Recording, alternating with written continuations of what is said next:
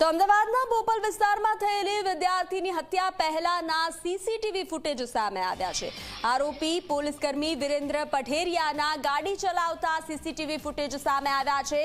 વિરેન્દ્ર પઠેરિયા પૂર ઝડપે કાર ચલાવી રહ્યો હતો। મહત્વનું છે કે બે ધીમી ચલાવવાથી ટકોર કરવા બાબતે બોલાચાલી થતા માયકા કોલેજના વિદ્યાર્થી પ્રિયાંશુ જૈનની હત્યા કરવામાં આવી હતી। તો સીસીટીવી ફૂટેજ સામે આવ્યા છે। કારના પૂર ઝડપે કાર ચલાવવાનું સીસીટીવી ફૂટેજમાં જોવા મળી રહ્યું છે। અમદાવાદના બોપલ વિસ્તારમાં વિદ્યાર્થીની હત્યા પહેલાના સીસીટીવી ફૂટેજ સામે આવ્યા છે। આરોપી પોલીસકર્મી વિરેન્દ્ર પઠેરિયાના ગાડી ચલાવતા સીસીટીવી સામે આવ્યા છે।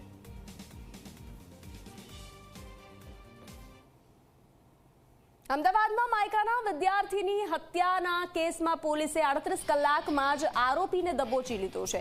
વિરેન્દ્રસિંહ પઠેરિયા નામના આરોપીની ધરપકડ કરવામાં આવી છે, જે પોલીસ કર્મચારી હોવાનો ખુલાસો થયો છે। છેલ્લા 2 દિવસથી અમદાવાદ પોલીસ હત્યારાને પકડવા માટે રાત દિવસ એક કરી રહી હતી।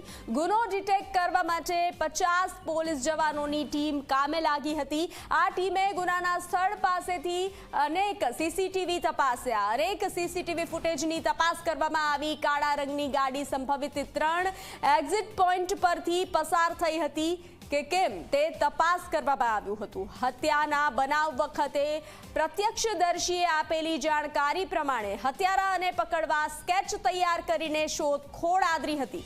હત્યારાને ઓળખવા માટે પોલીસે બુટલેગરોની પણ પૂછપરછ કરી હતી।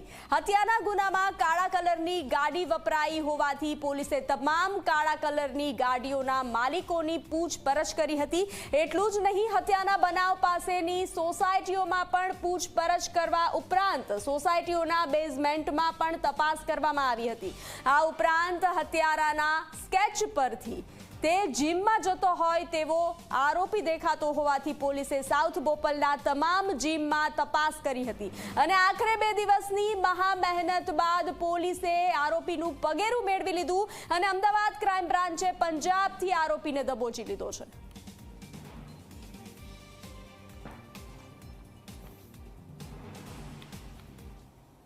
અને હવે વાત કરીશું મેડિકલ માફિયા પર તવાઈ।